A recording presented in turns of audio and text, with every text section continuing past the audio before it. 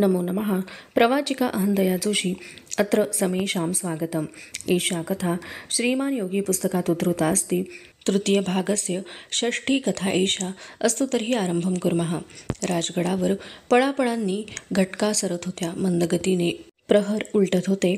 साऱ्या राजगडचा परिसर नेहमीप्रमाणे वावरत असूनही विचित्र शांतता सर्वत्र पसरली होती. सारे व्यवहार कसे चुपचाप होत होते. गडावरच्या प्रत्येक देवळात अभिषेक चालू होते. फिरंगोजी उत्तरेच्या बुरुजावर माध्यान्हापासूनच बसून होते. साऱ्यांचे लक्ष प्रतापगडाच्या दिशेला लागले होते. बाहेर जी शांतता होती तीच वाड्याच्या परिसरात नांदत होती. जिजामाता मात्र देवळातच होत्या. सकाळपासून त्यांनी पाण्याच्या थेंबालाही स्पर्श केला नव्हता. दोहो बाजूंच्या सुवर्ण समयांच्या प्रकाशात भवानीच्या मूर्तीकडे त्या टक लावून पाहत होत्या. देव्हाऱ्याच्या उजव्या बाजूला ठेवलेल्या तबकात मोहरांची रास होती. डाव्या हाताच्या तशाच तबकात एक अत्यंत तेजस्वी रत्नखचित सुवर्ण मुठीचा खंजीर तळपत होता. जिजाबाईंचे ध्यान भवानीवर खेळले होते. ओठ थरथरत होते. भावना वेग न आवरला की प्राजक्ताच्या फुलांप्रमाणे अश्रू ठिपकत होते. 30 वर्षांचा शिवाजीचा काल त्यांच्या नजरेसमोरून सरकत होता.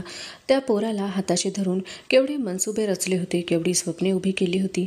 ते स्वप्न नुकते कुठे रूप धारण करत होते. तोच कोणत्या क्षणी कसली वार्ता येईल याचा भरवसा नव्हता. बसल्या जागी डोळे भरून येत होते. केव्हा अकारण अंगारा कापरा सुटे. जिजाबाई देवीची करुणा भाकीत होत्या. साकडे घालीत होत्या. नवस बोलत होत्या. पण ती अष्टभुजा काही सांगत नव्हती. तेच शांत हास्य तिच्या मुखावर ओसंडत होते. पायाखालच्या महिषासुराचा वध करीत असता सुद्धा ते रूप बदलत नव्हते. त्या हास्यात बदल होत नव्हता. मध्यान्ह झाली. सूर्य कलला. सायंकाळ व्हायला आली तरी काहीच बातमी कशी येत नव्हती. काय घडलं? मग वेळ का लागतो? पावलांचा आवाज झाला. दासी मासाहेब मासाहेब म्हणत धावत आली.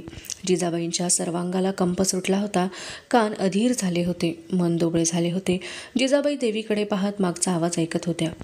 पावली नजीक आली. दासी धापा टाकीत म्हणाली, मासाहेब, आनंदाची बातमी. राजे गडावर पोहोचले. तोफ झाली. त्याचवेळी गडावरच्या तोफेने ती बातमी जाहीर केली. साऱ्या गडावर आनंद उसळला. जिजाबाईंनी देवीपुढे मस्तक टेकले व त्या उठल्या. आनंदाची बातमी सांगायला आलेल्या दासीला त्या म्हणाल्या, ये.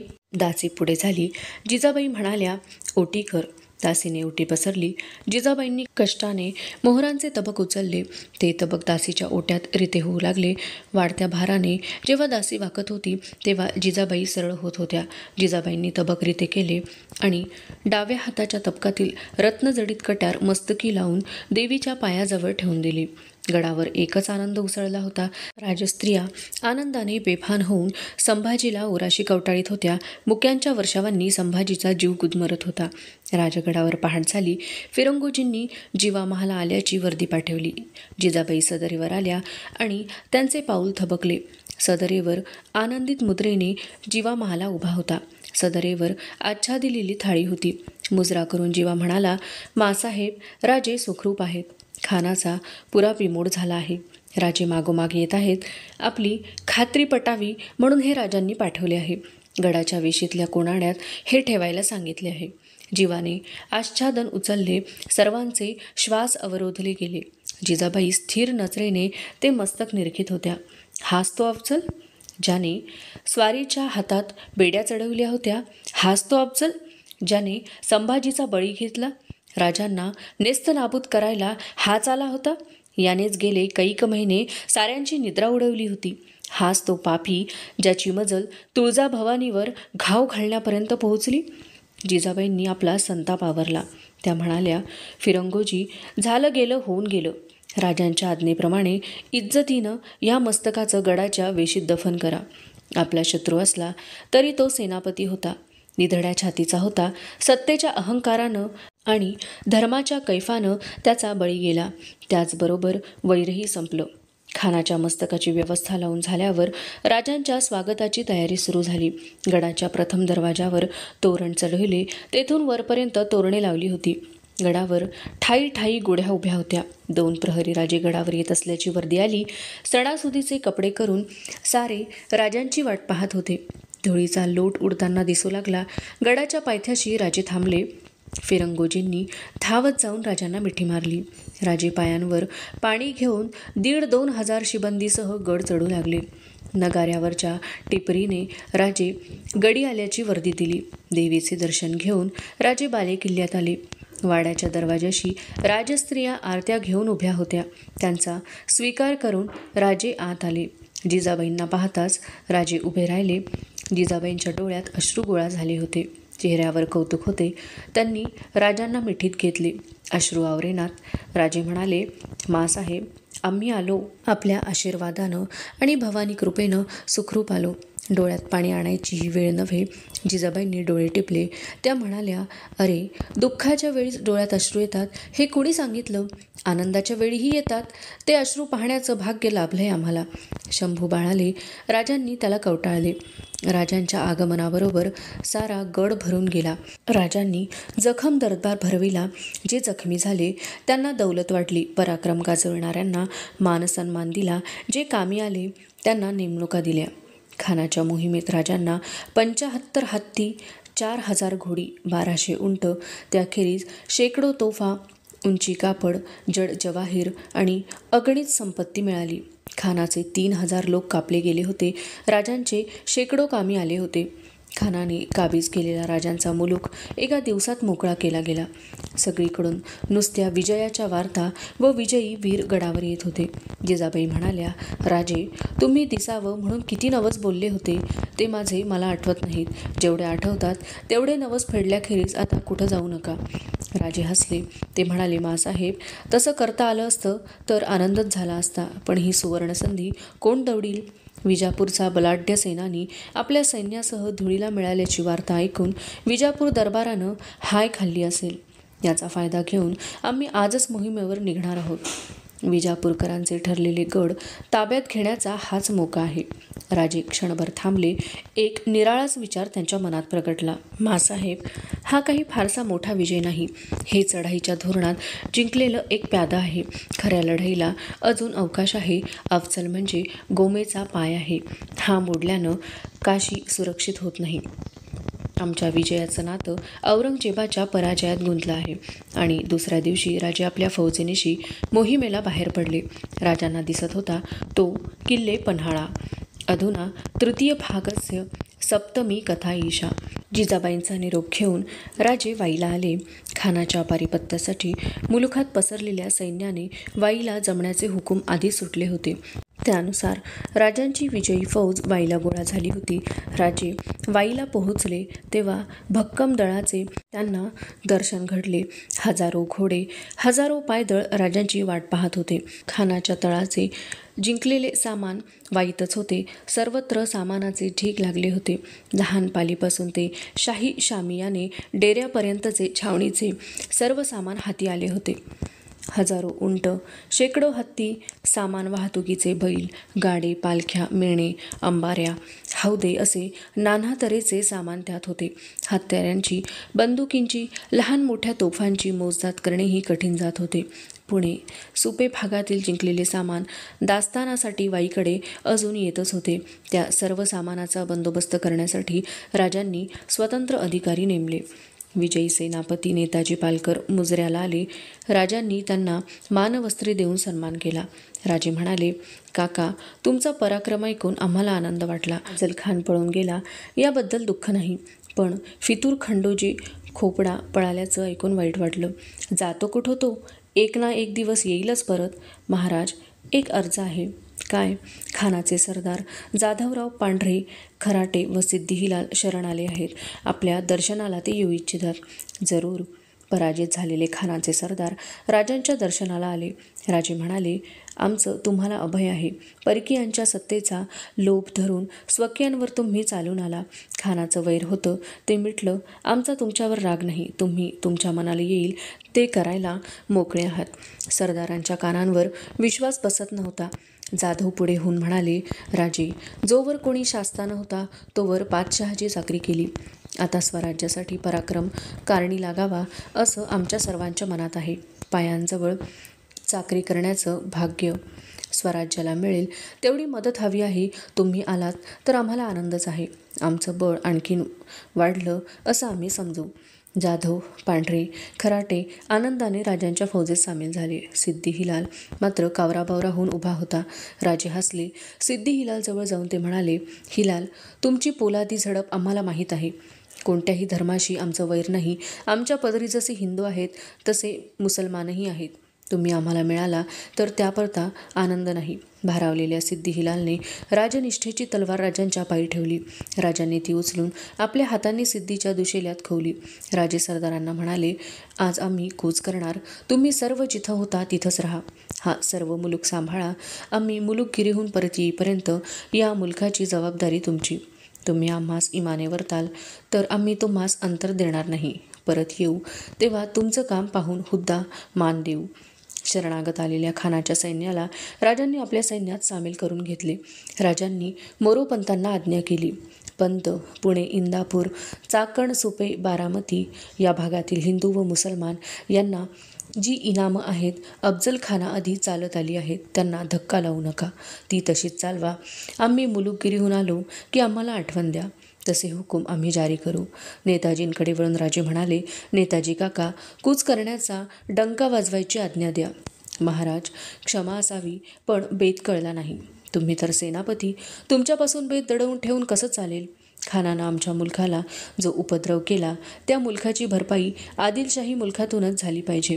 त्यासाठी विजापूर मुलखात खंडण्या वसूल करण्याचा आमचा इरादा आहे. होईल तो मुलूक ताब्यात आणण्याची आमची इच्छा आहे. पन्हाळा हा आदिलशाहीचा किल्ला. तो स्वराज्यात मिळवण्याचा आमचं स्वप्न आहे.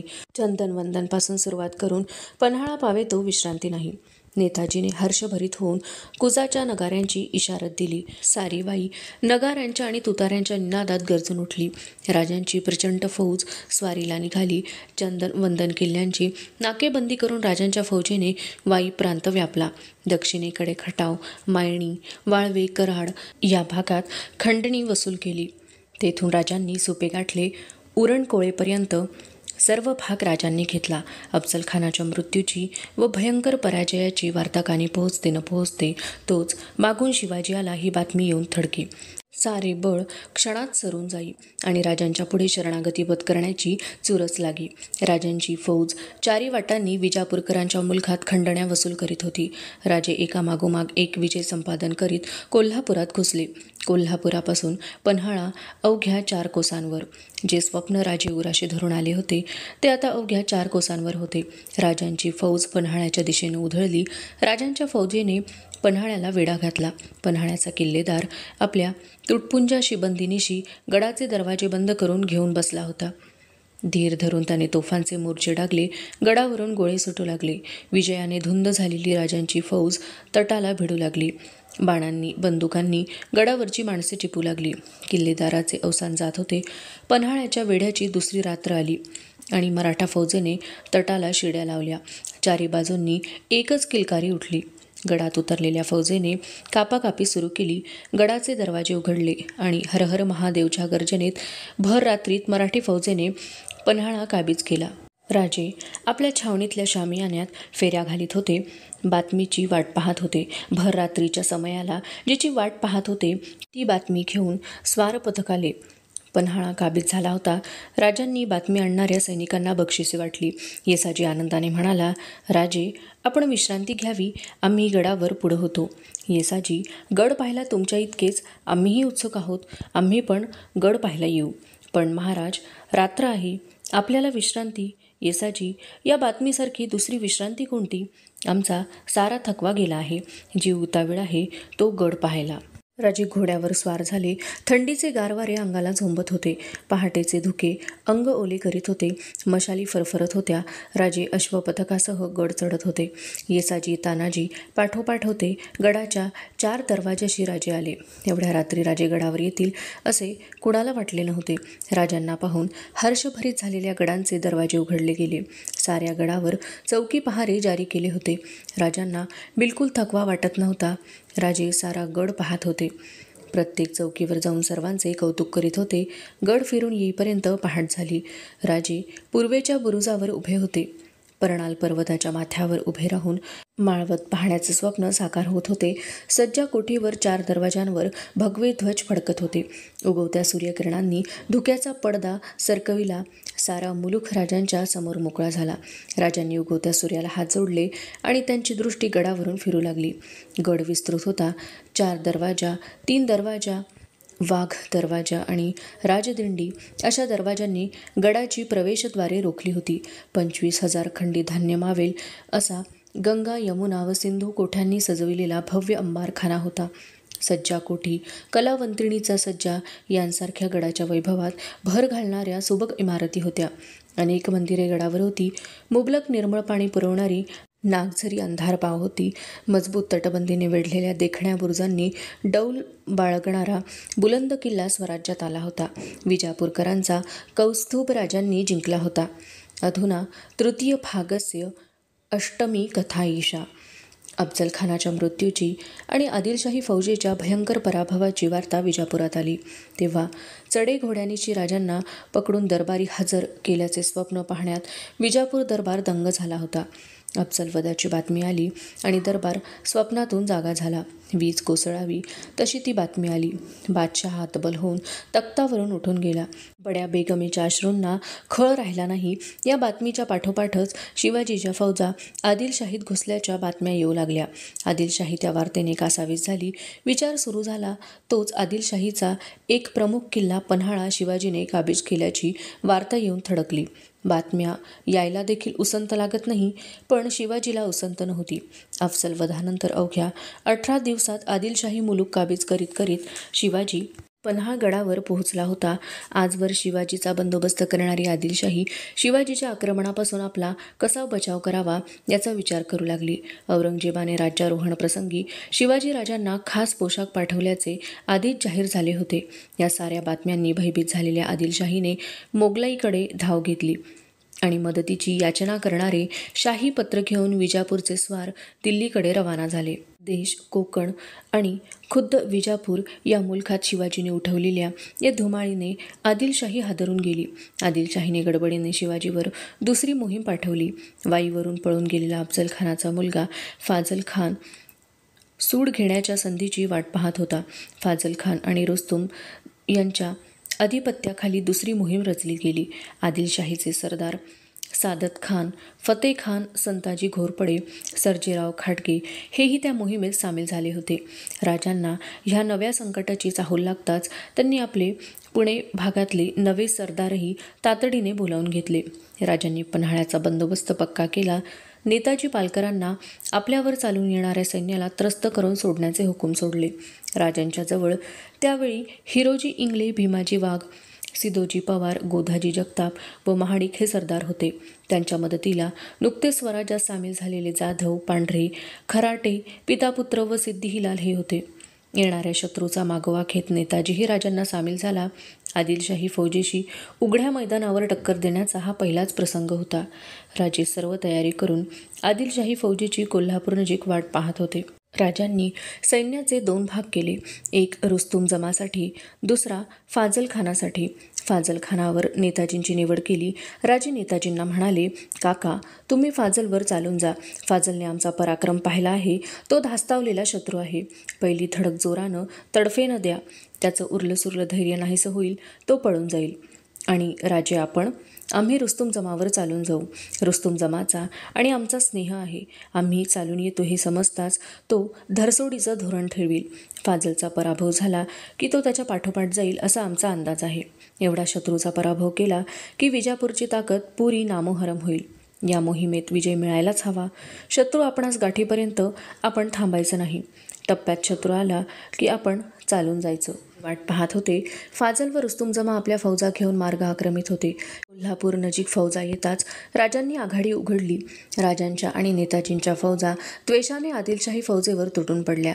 मराठ्यांचे सैन्य आपणहून चालून येईल असे आदिलशाहीला वाटले नव्हते. राजे कुठल्या तरी किल्ल्याचा आश्रय घेतील. आपण वेढा घालू, मदत मागू असा फाजलचा अंदाज होता. पण समोरून धुळीचा पर्वत उभा करीत येणारी मराठी फौज पाहताच फाजल गांगरून गेला. काय होते हे कळायच्या आत टापा सिंहांचा आवाज घुमवीत एखादा वळीव गर्जना करीत कोसळावा तसा मराठी फौजेचा तडाखा फाजलवर कोसळला. एकच रणकंदन सुरू झाले. हर हर महादेवच्या गर्जनेत दिनदिनचे आवाज लुप्त झाले आणि फाजलची आदिलशाही फौज वाट दिसेल तिकडे धावत सुटली. थोडा पाठलाग करून राजांची फौज मागे कोल्हापूरला आली. या लढाईत राजांनी 12 हत्ती व 2000 घोडी यांचा पाडाव केला. पन्हाळा घेतल्यापासून 1 महिन्याच्या अवधीत ही लढाई झाली. 1 महिन्याच्या अवधीत आदिलशाहीचा दुसरा पराभव झाला. राजांनी पन्हाळगडाची मजबूती वाढवली आणि आपले लक्ष मुलुखगिरीवर केंद्रित केले. आपल्या फौजेचे 3 भाग करून 3 स्वाऱ्यांचा बेत राजांनी रचला. आदिलशाहीची कदाचित मनस्थिती, अंतस्थ दोबळेपणा, नव्या पराक्रमाने आदिलशाहीला पडलेली दहशत राजांनी पुरी ओळखली. राजांनी नेताजींच्या आधिपत्याखाली आदिलशाहीचा गाभा दिला. खुद्द स्वतःकडे देश घेतला आणि तिसरी मोहीम कोकणातील आखली. नेताजी पालकरने आपल्या 3000 घोडदळांसह विजापूर लगतचे तिकोटे, दक्षिणेकडील हुक्केरी, गोकाक येथपासून गदग लक्ष्मीश्वरापर्यंत जाऊन खंडण्या वसूल केल्या. राजांची कोकणातील मोहीम दारोजीच्या आधिपत्याने राजापूर बंदराकडे वळली. राजापूर रुस्तुम जमाच्या ताब्यात होते. राजांचा आणि रुस्तुम जमाचा अंतस्थ स्नेह होता. तेव्हा बंदराला त्रास न देता बंदरात उभी असलेली अफजलची 3 जहाजे तेवढी ताब्यात घेण्याचा राजांच्या सेनापतींचा इरादा होता. पण राजापूरचे इंग्रज व खारवाले संधीचा फायदा घ्यायला उठले. देण्याघेण्याच्या मोबदल्यात त्यांनी त्यातले एक गलबत लाटण्याचा डाव मांडला. मराठ्यांचा अधिकारी दारोजी याला त्याचा सुगावा लागताच राग येऊन त्याने गिफर्ड व एक इंग्रज दलाल यांना गिरफ्तार केले.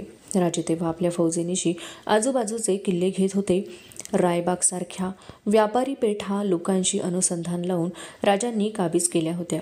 राजे मिरजेजवळ असता राजापूरला पकडलेला गिफर्ड, एक दलाल आणि जप्त केलेले गलबत यांबद्दल तक्रार घेऊन टोपीवाल्यांचा प्रतिनिधी दुभाषा शेणवीसह मिरजेला येऊन थडकला.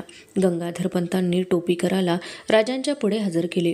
राजांनी सर्व तक्रार ऐकली. इंग्रज धूर्त आहे हे राजांनी ओळखले होते. पण इंग्रजांचा आणि रुस्तुम जमाचा स्नेह राजांना माहीत होता. रुस्तुम जमा फोंडा काबीज करून राजांच्या विरुद्ध उभ्या ठाकलेल्या कुडाळ सावंतांच्या आदिलशाहीच्या वतीने समाचार घेत आहे हे राजांना माहीत होते. राजांनी उदारपणे गिफर्डला व दलालाला सोडून दिले. पण हे करीत असता त्यांनी इंग्रजांकडून लेखी करार करून घेतला. इंग्रजांनी जंजिरा सिद्धीला मदत करू नये व केव्हाही राजांच्या विरुद्ध उभ्या ठाकणाऱ्या शत्रूला मदत करू नये अशी महत्त्वाची 2 कलमे त्यात होती. हा करार लिहून घेऊन कैद केलेले दोन्ही इंग्रज व त्यांचा जप्त केलेला माल राजांनी परत केला. सर्व मुलुखभर चाललेली लुटालूट, गमावलेले किल्ले, फाजलचा झालेला पराजय यांनी आदिलशाही अक्षरशः गर्भगळीत झाली. या घालमेलीत शिवाजीराजे आता विजापूरवर स्वारी करून आदिलशहाला विजापूरच्या गादीवरून काढून त्या जागी दुसरा सुलतान नेमणार अशी बातमी विजापूरला येऊन थडकली. विजापूर दरबारचे खलपत बसले. आदिलशहाने कुर्नूलचा पराक्रमी सरदार सिद्दी जौहर याच्याकडे धाव घेतली. सिद्दी जौहर हा युद्धनिष्णात, राजकारण जाणणारा व तडफेने मोहीम चालवणारा सरदार होता. आदिलशहाने त्याचा मोठा सन्मान केला. सलाबत खान हा उच्च किताब दिला आणि 20,000 घोडदळ, 40,000 फौज देऊन सिद्दी जौहराला शिवाजीराजांच्यावर पाठवले. सिद्दी जौहरला मदत करण्यासाठी आधीच्या लढाईत पराजित झालेले फाजल खान व रुस्तुम जमा हेही होते. विजापूरहून सिद्दी जौहर निघाला तेव्हा राजे मिरजेच्या वेढ्यावर होते. नेताजी विजापूर भागात होता.